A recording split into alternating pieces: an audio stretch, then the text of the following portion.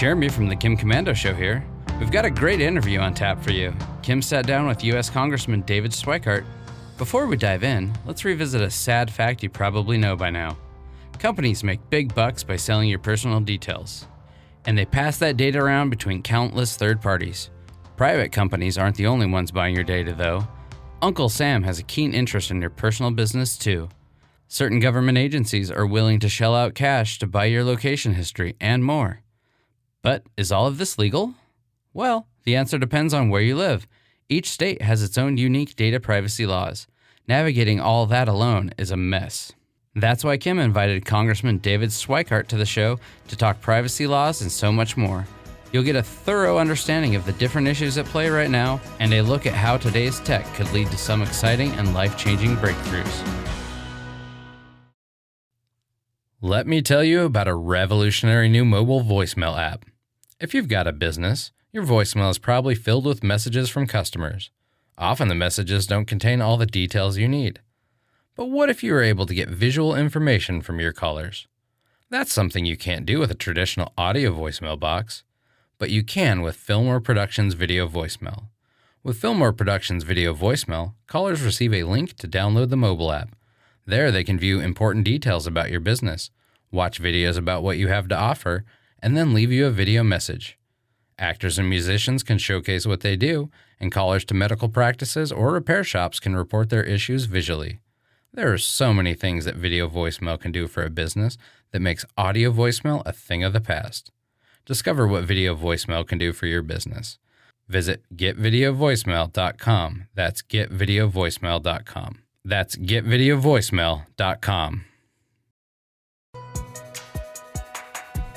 All right, David, thanks for being here.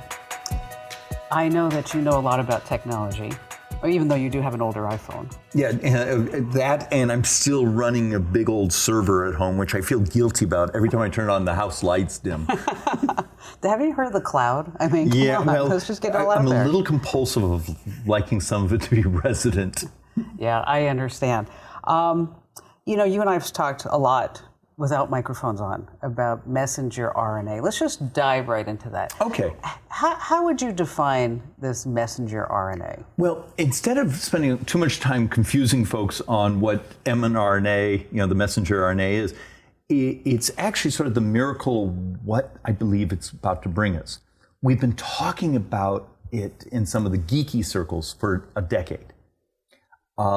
Before COVID, we were having these discussions of CAR T therapies, how if you had certain types of cancers, we would take your DNA, we would take the diseases, the cancer's DNA, and we would match them up, and functionally we had turned your cure into a software issue.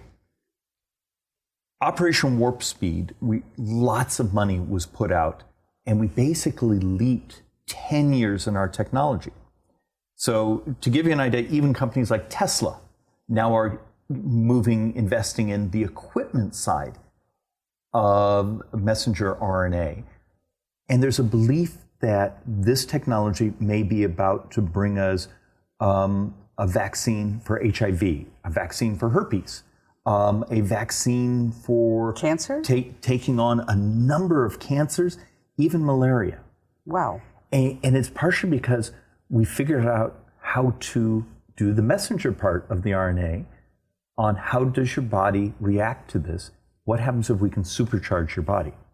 So does that lend itself to personalized medicine? It is the ultimate personalized medicine. And that's actually where, both from a real estate, technology play, all these things that are coming, you may actually see these little sort of pods everywhere. And that's actually where someone is putting in your information, the disease you has information, doing the software to produce your vaccine, your cure. But why this is also such a big deal for a member of Congress is 5% of our population is the majority of our healthcare spending. Okay, that's astounding to me. It's only 5%? Is the majority of our healthcare spending.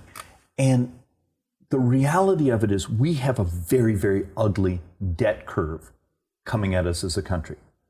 A lot of it's just demographics. Baby boomers were getting older very fast as a society. What would happen if a fraction of that 5% that is the primary driver of most of the healthcare spending you could cure? Right. So we now have a single shot cure for hemophilia. But what happens if also some of the other things that just crush us as individuals, we were able to start curing? And we're even seeing some of the afflictions that are just terrifying, ALS and these, maybe not a cure, but something that stops the progression. And it turns out that's both compassionate, but also has an amazing financial benefit to the future economic stability of the country. But this Operation Warp Speed, when the pandemic hit and we needed to find the vaccine, and so that's what really spearheaded all of this, do you think? It was already coming. I mean, companies like Moderna, those had already been around for years investing in this. There was lots of really interesting papers being published on certain types of cancers and the success of messenger RNA therapies. But when you have that sort of pool of cash spent over a year, all of a sudden the equipment, the technology, the speed changed dramatically. And now all of a sudden, in 2019, some of the technology might have cost us $350,000 to have that, we'll call it a cure, but the ability to attack your cancer. Today, it's a fraction of that. Why? Because we had the investment in the equipment and the technology. So you have the infrastructure now. So now we can. Well, we know what the infrastructure is. Okay, that makes sense. And that's why, and I'm dead serious. There's companies like Tesla and others that are now investing in the hardware, because health, part of curing you now is a software problem. See, that's so bizarre to think about that, really. I mean, think about in the 1950s or 60s, you had your local doctor, and you'd go there and you'd have an aches or pains, you'd have a rash, and then maybe he'd give you a cream or, and now you go to the doctor and everything's in that Epic system and everything's all connected. But I need you to think much more revolutionary. What happens if I come to Kim Commando, the digital goddess, and say, here's something that looks like a big kazoo. Blow into it, and it instantly tells you if you have a flu. Instantly sort of can categorize it. And apparently some of the new experimental versions can actually pick up dead cancer proteins. But it could bounce off your phone, say, hey, she's not allergic to this type of antiviral, and order it. So all of a sudden the medical lab is actually in your medicine cabinet. It's right there. That is sort of the revolution that is personal, fast, and crashes the price of healthcare. There's some problems with that, though. Public policy isn't ready for this technology. That flu kazoo, as you might call it, is functionally illegal in today's world because you'd have an algorithm writing your prescription. And not a person. Not a person. And so you would need everything from the Social Security Act that says you will see a doctor to be rewritten, to reimbursements from HHS and those from Medicare, Medicaid, all those things. But you'd also need your state licensing laws. But it's coming. You already see the experiments. Some of us have worked with putting things on our wrist that helps us manage our hypertension. Or you see some of the discussions of other Apple products or other things that are going to come that are going to be able to help you monitor your health.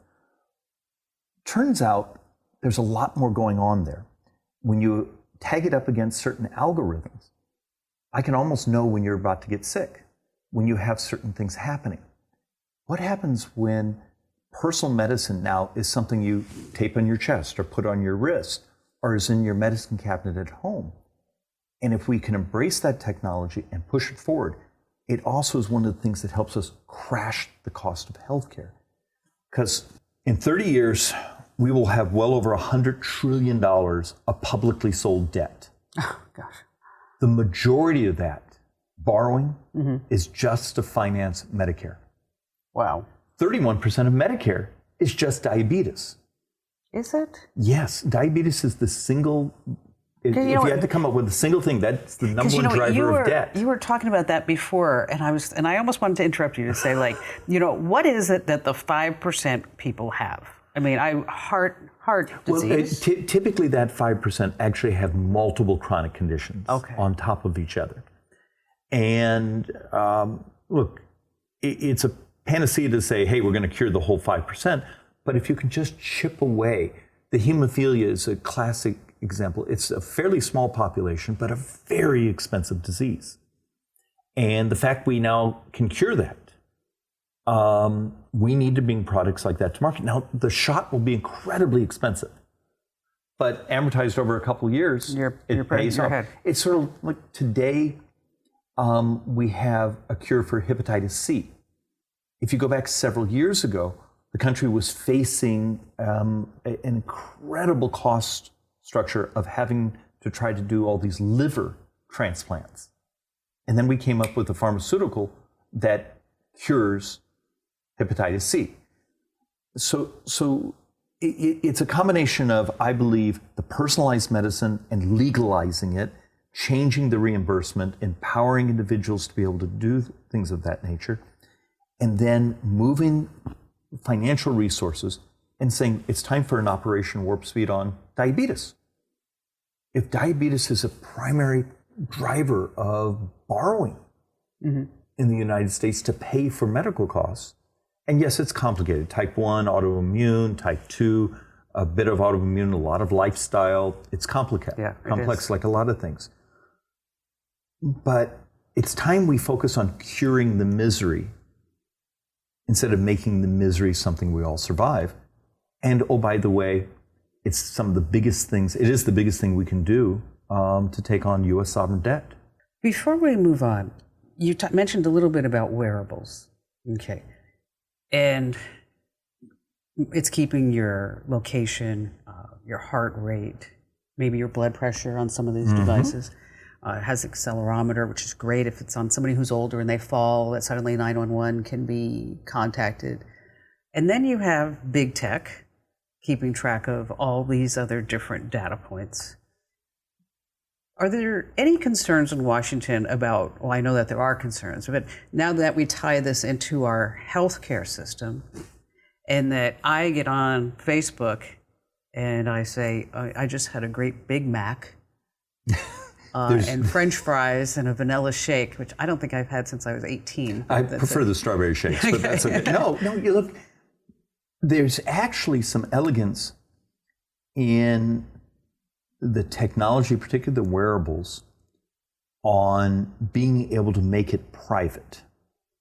And an encrypted token up against the algorithm that doesn't necessarily identify who it is. There's ways to do that, and there's actually some services out there who are bringing things like that to market. Do you think your medical records are much safer sitting in a paper file in some office or some other electronic system, or being faxed from doctor's office to doctor's office as they are today? So every once in a while you'll get this pushback saying, well, I don't know how comfortable I feel with the technology, but the fact of the matter is, if I own my data and I choose what service is going to be my, let's call it algorithmic backbone, and turns out I actually believe your privacy would be much more enhanced than it's sitting in a paper file in someone's office with the hourly clerk who has access to your whole life on those paper files. You know, I'll tell you a story. Many years ago, I had to go visit LifeLock in Tempe.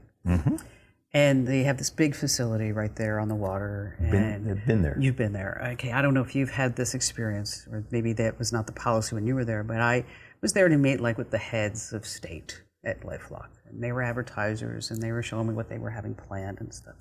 Now, in order for me to meet the heads of state, I had to take out my driver's license and hand it to the receptionist. And I thought it was like, you go to New York, you have to show your ID before you get in an elevator. And she takes my driver's license and she keeps it.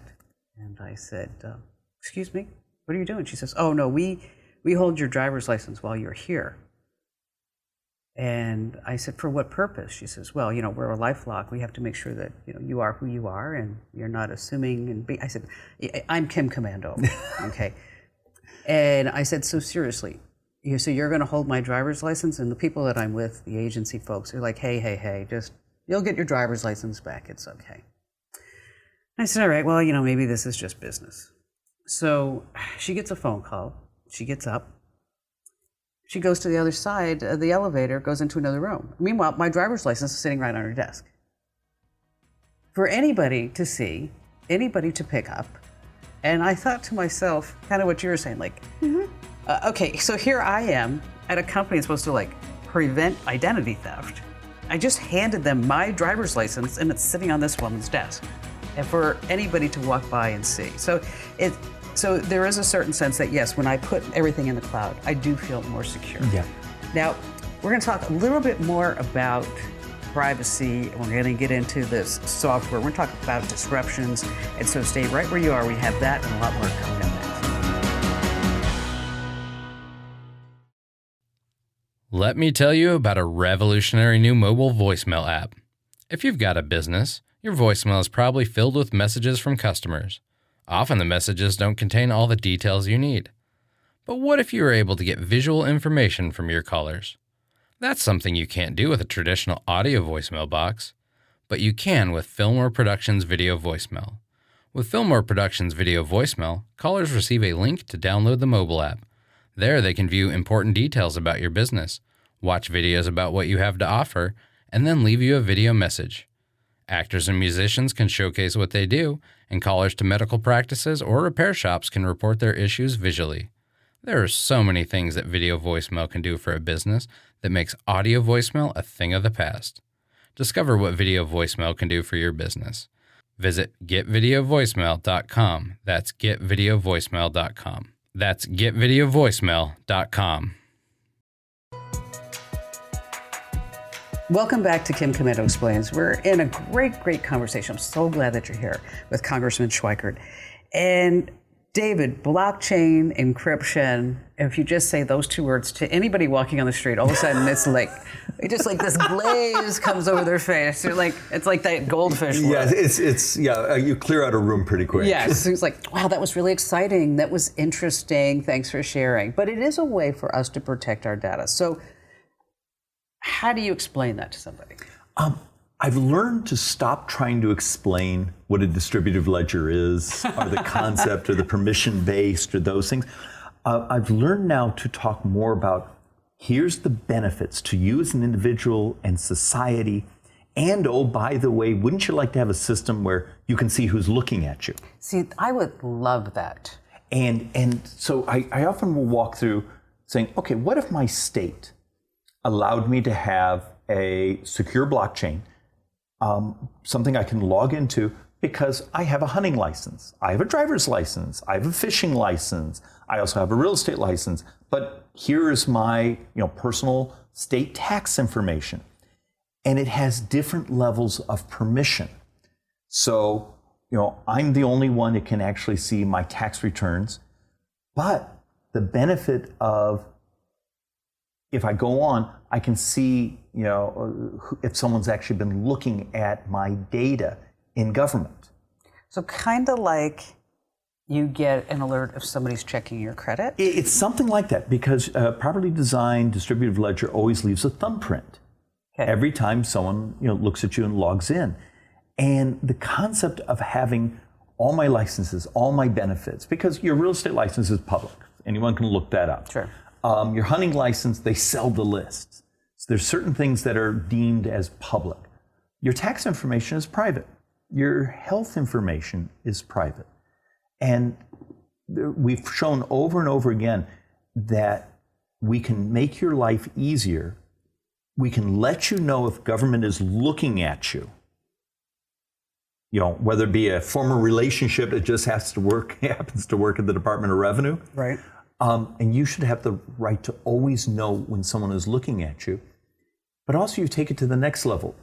The homeless person who's sitting on the sidewalk that actually does have certain Medicaid benefits, or is off their meds, or has a housing allowance, how does the law enforcement or the person that's there trying to help them, the ability to access that information to be able to instantly help?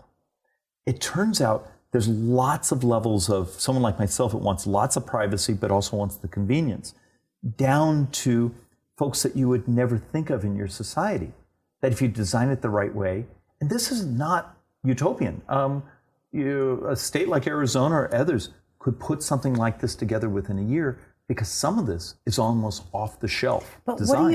What do you say to the person who, government's tracking me, they know everything that I'm doing, I'm going to be using DuckDuckGo or Start Page so that I don't get tracked, and I'm not on Facebook. I mean, because I hear from these people, and and I've interviewed people who say, we're gonna allow you to sell your own data, but a lot of people are really freaked out about government tracking. Well, two things. One, matter of fact, I'm the one with the piece of legislation that says your data is a property right.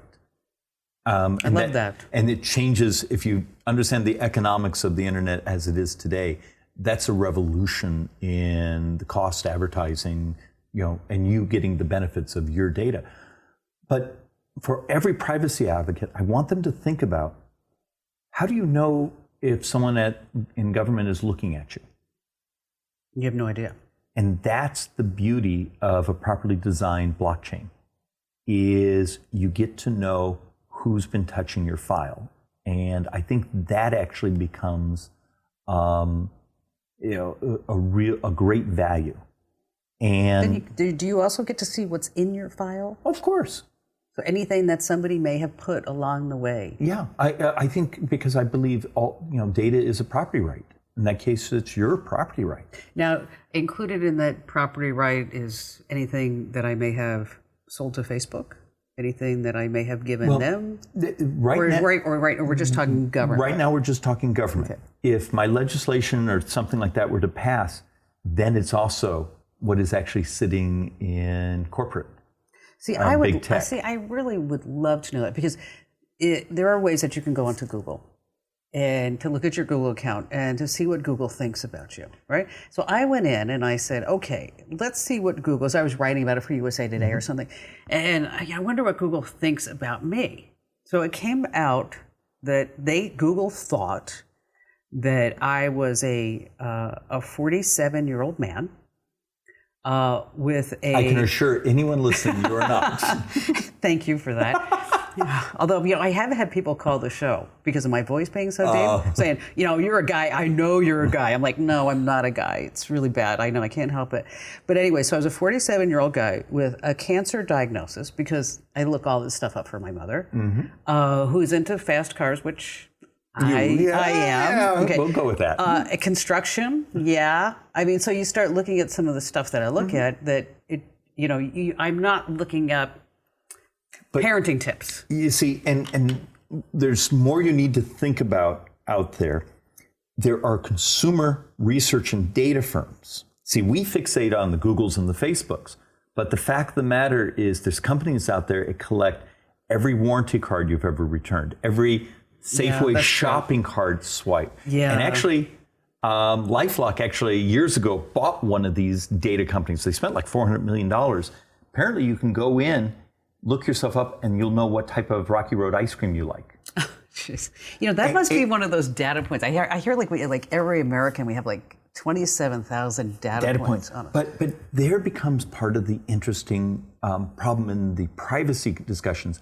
We fixate on our social media presence, right? Not realizing all the other touches of, you used your credit card at these locations. You used your shopping discount card at these locations. You returned this purchase. And it turns out that may not be sitting in your Google account, but it's sitting in a consumer marketing firm that if I want to, sell shoes to people with size 16, but it turns out who like Rocky Road ice cream, I can buy that type of data.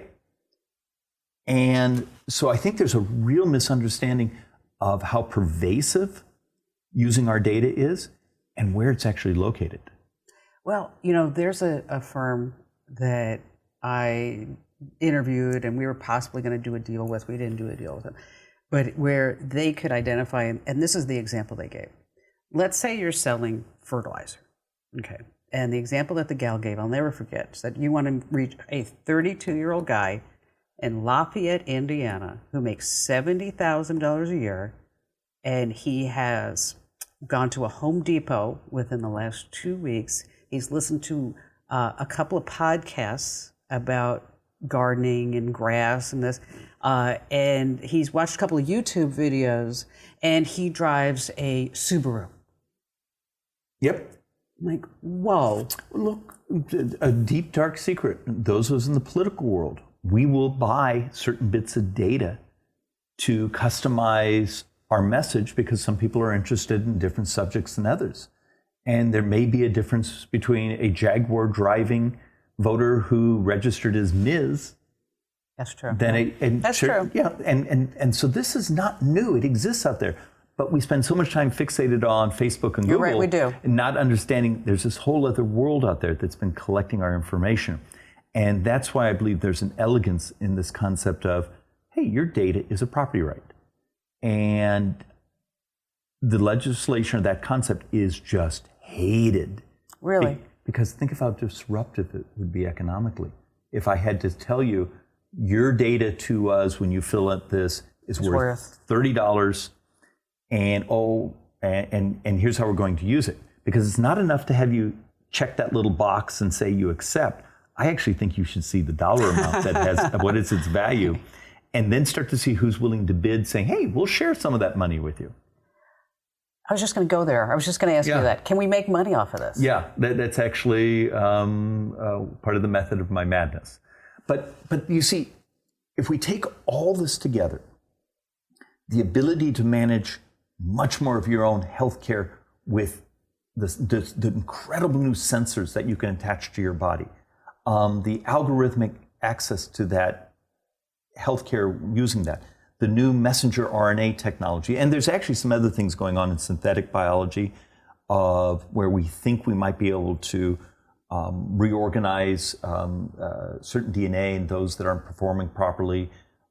Even some really interesting papers recently published on type 1 diabetes and being able to cure that.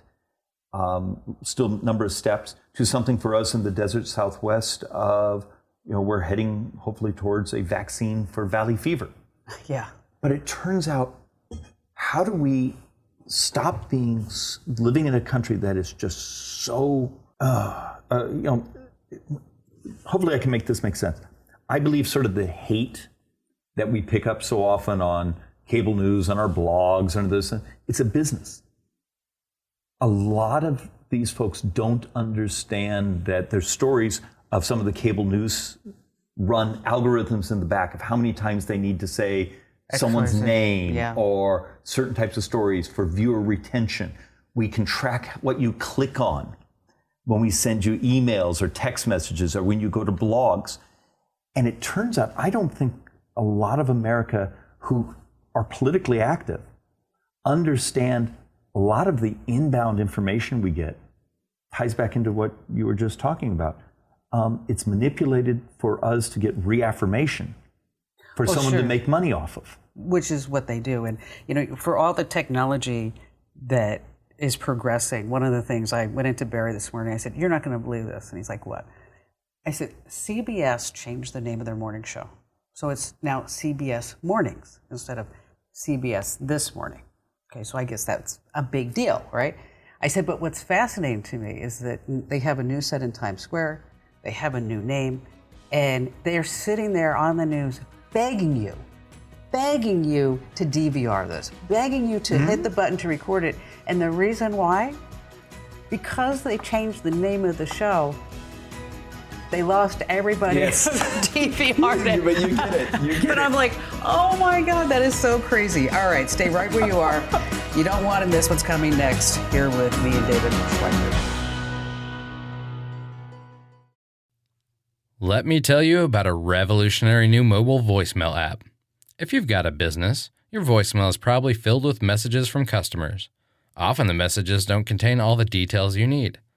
But what if you were able to get visual information from your callers? That's something you can't do with a traditional audio voicemail box, but you can with Fillmore Productions video voicemail.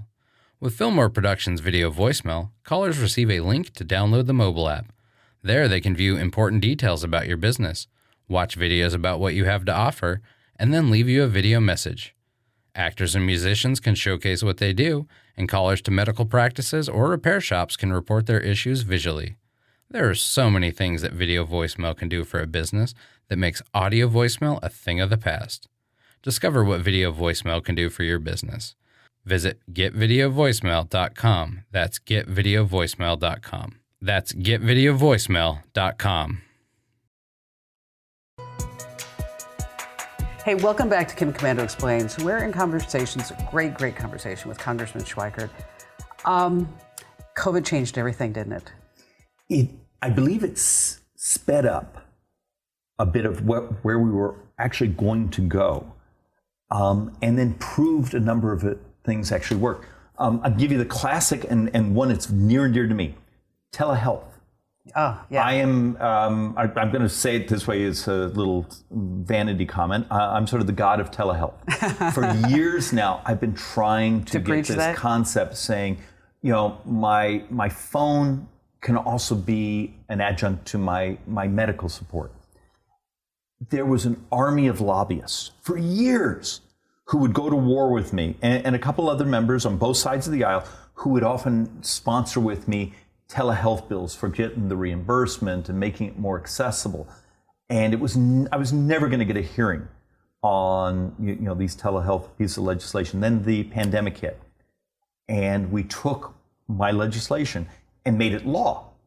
And suddenly, all these arguments saying, well, older people won't figure out how to work their FaceTime or won't figure out how to talk to their doctor. They won't want that. It turns out it was an incredible success. And far beyond just FaceTiming with a medical professional, people were getting things saying, hey, put this on your wrist, put this on your chest, send us a sample, we're going to do. And it turns out it wasn't just talking to someone was your telehealth. Sometimes it was just the data off your body. Right. Do you know that expansion that we're all living with right now on being able to use telehealth goes away the day they declare the pandemic over? Why is that? Because there's an army of lobbyists who hate telemedicine. And think about the economics.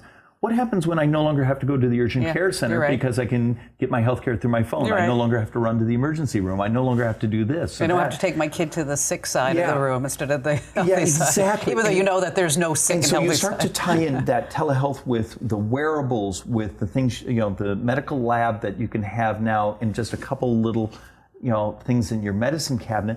And you start to understand the economics of how we deliver healthcare.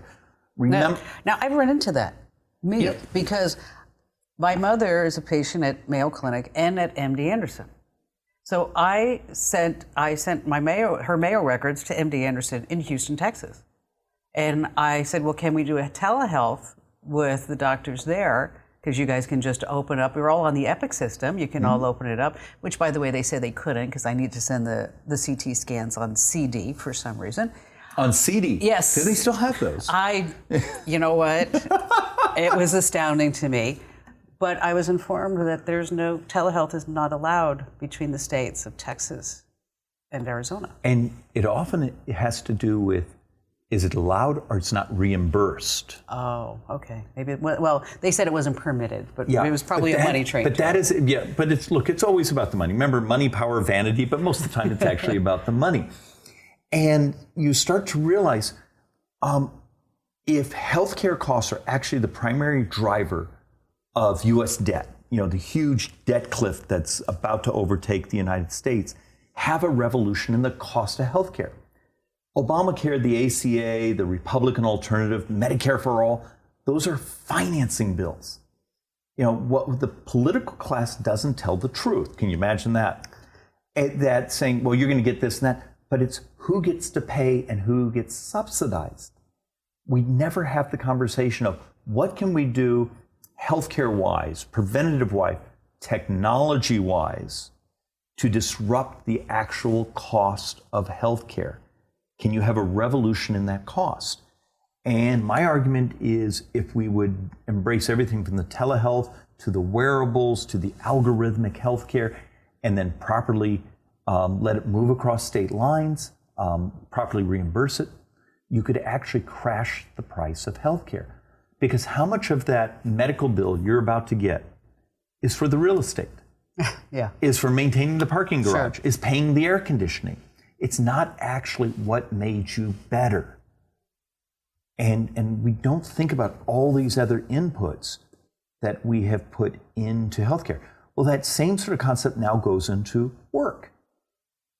If you start to think of post-pandemic, how many, most people have no idea the size and scale of organization, the Kim Commando show requires and research and all those things. But what happens when so many of your people can actually do it from a remote laptop? Which, you know what?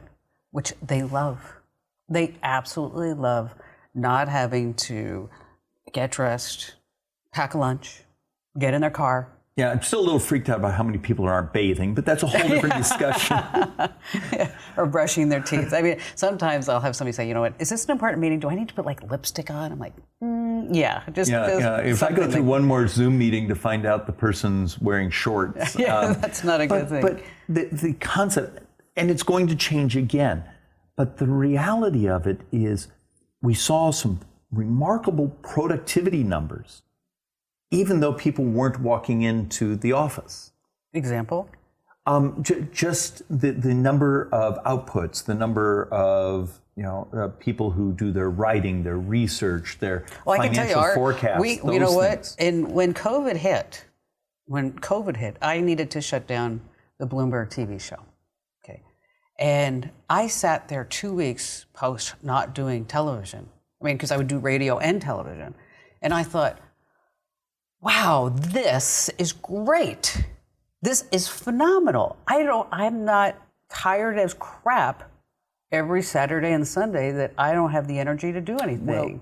And then reallocated, pivoted some of the business. Some people left by attrition, which I thought was interesting to me. I had one person leave who actually wanted to work from home like a year before the pandemic, and I said no. And then when this person actually did, they discombobulated. But everybody came for the cause type of thing. And people went beyond, I know my team did, went beyond the call of duty. They worked harder, they worked smarter, they thought of different ways to fix things. And when I look at the end of the year for 2020, and now as I project what 2021 is going to be, we're doing phenomenal. We're doing great. So now stretch that through society. And now we have to sort of think about, because there's some weird numbers that I have to work with. Like this last unemployment report, we had 800,000+ Americans just disappear. That's a lot. No, it's huge. It's huge, and I'm surprised that wasn't one of the headlines. But so what do you mean they're no longer looking for work now? Is that because we don't know yet? Okay. We're trying to figure out. But we also know there was just an incredible increase about a year ago of people starting micro businesses. I'm going to make things out of my house, or I'm going to provide this sort of service, or it's sort of the classic gig economy. Right. Are we catching those people in the data? Is there a whole nother way people are making a living? Is this an occasion where they're on OnlyFans? but are they saved up enough money from the stimulus checks and those things to make some of these transitions? We don't know yet, and we probably won't know for a few months as things sort of shake out economically. But what happens to the value of certain types of real estate? Sure. What happens to the movement to housing that actually I can also run my business out of? What happens to local zoning laws? And lots of things of those natures. So just as that local zoning law, I would equate to the state medical licensing allowing the algorithm to write a prescription. We're in a time of disruption. You know what? You're right, David. And trying to tie it together, saying, is government, particularly right now, or the incumbent business model, the barrier to what makes us wealthier, more prosperous, and much healthier as a society? And look, somehow I enrage a lot of people when I do a lot of these discussion groups, but a lot of what we do in Congress is a protection racket. We protect incumbents, not incumbent members of Congress, but incumbent business models from competition, from disruptive ideas. And I think for where we are demographically, we're getting older very fast as a society. We desperately need robust economic growth if we're going to be able to even pay our debt, to be able to keep going. Maybe we need to sort of rethink how we do public policy. And that is, instead of trying to control every aspect, the arrogance of Congress. What's the running joke? 2 times in life you think you know everything? When you were 13 years old and the day after you get elected. That's true. And stop thinking we know what the future looks like. Get the hell out of the way and let the disruptions happen. And you always get the person who says, well, what about the people that work there? What about all the people that used to work at Blockbuster Video? Right. They found something. They found something. And in many ways, they went to something much more prosperous, much more opportunity, much more valuable for their skill sets. And I no longer have to go down to the neighborhood strip center and get a little silver disc and shove it in to watch a movie. The disruption's all around us. But if Blockbuster Video had hired enough lobbyists, we'd still have a Blockbuster Video. We'd still have a because the Congress would have slowed down the internet. And we see that right now with, hey, if you want telemedicine in rural America, we have low Earth orbiting satellites now. Everyone, it's there. The solutions, the disruption is around us. That's one thing that just drives me bonkers. And without speaking disparagingly about President Biden, because I always like to remain very neutral, but there's this whole broadband plan. We're spending trillions of dollars to get the internet into the rural communities when we can just use a low orbiting satellite without stringing any type of fiber. I don't understand that. It's billions. And the fact of the matter, what was our rule of thumb? Money, power, vanity, but it's almost always about the money. Yes. What happens if you have lots and lots of organizations out there that do lots of really high quality lobbying? They're lovely people saying, pay us so we can run this piece of copper or this piece of fiber out to the middle of nowhere, where the fact of the matter is, there's going to be a 5G tower put up and they're going to use their phone. Or they're going to use the new satellite dish that just looks like a big oval dinner plate. Every portion of North America right now, or maybe even by this time next year, is going to have broadband. And yet Congress will authorize billions and billions and billions and billions of subsidies to run wire, to run fiber out to the middle of nowhere. I just don't understand that at all. Of course, but no, once again.